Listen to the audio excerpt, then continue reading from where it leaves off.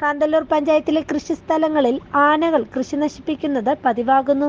കഴിഞ്ഞ ദിവസം ഏക്കർ കണക്കിന് വാഴകൃഷിയാണ് ആനകൾ കൂട്ടത്തോടെ വന്ന് നശിപ്പിച്ചു പോയത്. കർഷകർക്ക് വൻ നാശനഷ്ടമാണ് ഇതുമൂലം വരുത്തിവെക്കുന്നത്. ഇവർക്ക് ഇതിന്റെ ധനസഹായങ്ങളോ ഒന്നും കിട്ടുന്നുമില്ല.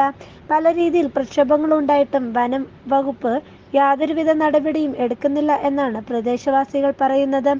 ഈ മെല്ലെപ്പോക്ക് തുടർന്നു കഴിഞ്ഞാൽ ശക്തമായ പ്രക്ഷോഭവുമായി മുന്നോട്ടു പോകുമെന്നാണ് നാട്ടുകാർ പറയുന്നത്. News desk Marayoor vision. ഇന്ന് ആ സ്കൂൾ പരിസരത്താണ് ആന ഉണ്ടായിരുന്നത് രാവിലെ. അതുകൊണ്ട് സ്കൂളിൽ പോകണമെന്ന് ഇപ്പോൾ തലശ്ശൂർക്കട ഭാഗത്തും പുത്തൂരിൽ നിന്നും പകുതി പിള്ളേർ സ്കൂളിൽ പോയില്ല. സ്കൂളിൽ നിന്ന് അറിയിപ്പ് കിട്ടിയിട്ടുണ്ട്, അങ്ങനെ നടന്ന് ആരും വരണ്ടെന്ന് പറഞ്ഞ്. ഇങ്ങനെ സ്കൂൾ പിള്ളേർ പോലും ഇന്ന് പഠിക്കാൻ പോയില്ല. ഇതാണ് ഇവിടുത്തെ അവസ്ഥ. ഈ സംഭവം ഫോറസ്റ്റുകാർ ഇതിന് വേണ്ട നടപടി എടുത്തില്ലെങ്കിൽ ഞങ്ങൾ എല്ലാ നാട്ടുകാരും കൂടി ഞങ്ങളുടെ പിള്ളേരെയും ഈ സ്കൂൾ പഠിത്തം എല്ലാവർക്കും വേണ്ടി ഉടൻ തന്നെ സമരം തുടങ്ങുന്നുള്ളത് ഉറപ്പാണ്. കാന്തല്ലൂർ മേഖലയിൽ എല്ലാ സ്ഥലത്തും ആനയുടെ വിളയാട്ടമാണ്. എല്ലാ ദിവസവും ആന എല്ലാ സ്ഥലത്തും വരുന്നുണ്ട്. അത് ഒരു 4-5 ഗ്രൂപ്പായിട്ടാണ്, 3, 4, 6 അങ്ങനെ ഒറ്റ. ഇങ്ങനെ ഇന്ന് ഒറ്റ വന്നാൽ നാളെ 3 വരും. അങ്ങനെ ഓരോ ദിവസം ഇവിടുത്തെ ആൾക്കാരെ ആരും രാത്രി ഉറങ്ങാറില്ല. ആനയുടെ ശല്യം കാരണം വീട്ടിൽ ഒരു കൃഷി നടത്താൻ പറ്റുന്നില്ല. ഏത് കൃഷി ഇട്ടാലും വെളുത്തുള്ളി പോലും എല്ലാം ചവിട്ടി നശിപ്പിക്കുകയാണ്. വാഴ കണ്ടാൽ മതി, ആ പ്രദേശത്ത് നിന്ന് മാറുന്നില്ല. ഇത് പകൽ ഇന്ന് രാവിലെ എൻ്റെ വീട്ടിൻ്റെ പരിസരത്ത് 10 മണി വരെ ഉണ്ടായിരുന്നു. 10:30 വരെ 3 ആന ഉണ്ടായിരുന്നു.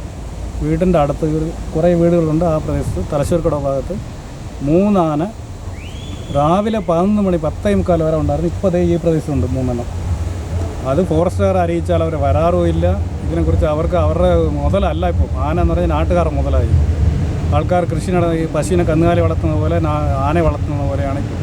ഫോറസ്റ്റുകാർ വരുന്നുമില്ല, തിരിഞ്ഞ് നോക്കുന്നില്ല. അവരങ്ങനെ പക മുഴുവനും റൂമിലിരുന്ന് ചിക്കനും വാങ്ങിച്ച് വെള്ളം ഒടിച്ച് ചീട്ട് കളിച്ച് അവർ സുഖവാസമായിട്ട് ഉല്ലാസയാത്രയെ പോലെ അവർ രാത്രിയാകുമ്പോൾ ഒരു വണ്ടിയിൽ കയറി ഉല്ലാസയാത്ര നടത്തിക്കൊണ്ടിരിക്കുന്നു.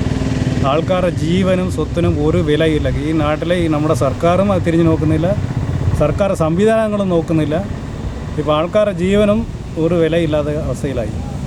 ഇപ്പോൾ ആൾക്കാരിപ്പോൾ എങ്ങനെ ജീവിച്ചു പോകുന്ന അറിയാത്ത അവസ്ഥയിലാണ്. ഇപ്പോൾ ഈ ടൂറിസ്റ്റ് മേഖല അതുകൊണ്ട് ചിലപ്പോൾ റിസോർട്ടുള്ളവരോ വണ്ടിയുള്ളവരോ എങ്ങനെയെങ്കിലും ഒരു ഓട്ടം കിട്ടിയാൽ ജീവിച്ചു പോകും. ഈ കൃഷിക്കാരെന്ന് പറഞ്ഞാൽ ജീവിക്കാൻ പറ്റാത്ത അവസ്ഥയാണ്. ജീവിക്കാനുള്ള മാർഗ്ഗം ഇപ്പോൾ കണ്ടെത്തണമെങ്കിൽ ഇപ്പം അന്യ നാട്ടിൽ ഇപ്പം വെളിയിൽ ബംഗാളിൽ നിന്നൊക്കെ ഇവിടെ വന്ന് ആൾക്കാർ കൃഷി മറ്റുള്ള പണികൾക്ക് വരുന്ന പോലെ ഇപ്പം നമ്മുടെ നാട്ടിൽ നിന്ന് പുറമേ ഉള്ള സ്ഥലങ്ങൾക്ക് ജോലി തേടി പോകേണ്ട അവസ്ഥയാണ്. എന്ന് വെച്ചാൽ കൃഷിയില്ല, ഒട്ടുമില്ല.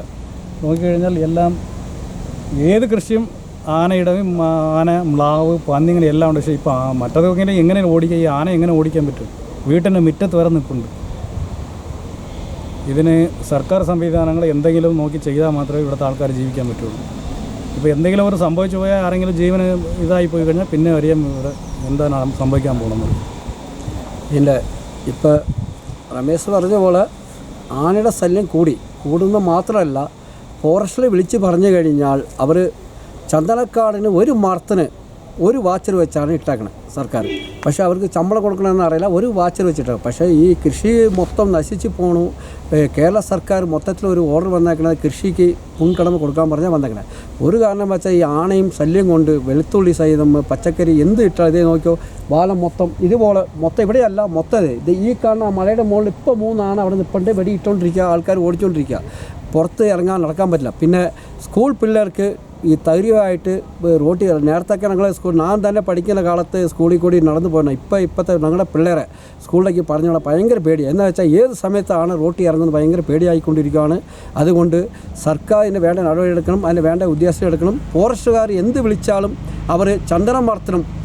ഒരു മണ്ണവഞ്ചോളം ചെന്ന് ഒരു ഫോറസ്റ്റിൽ നിന്ന് ഒരു മരം വെട്ടിയാൽ ഒരു കൊമ്പ് ഒടിഞ്ഞു വീണാലും അവർ കേസെടുക്കാൻ റെഡിയാണ്. അത് മാത്രമല്ലാതെ ഒരു മുള്ളാമ്പണ്ണിയോ പന്നിയോ നമ്മുടെ പറമ്പിൽ വന്ന് എന്ത് നഷ്ടം കെട്ടിയാലും ഒരു കുരങ്ങ് എന്തെങ്കിലും നടത്തിയിട്ട് നമ്മളൊരു വെടി വീണാലും നമ്മുടെ പേരിൽ കേസെടുക്കാൻ റെഡിയാണ്.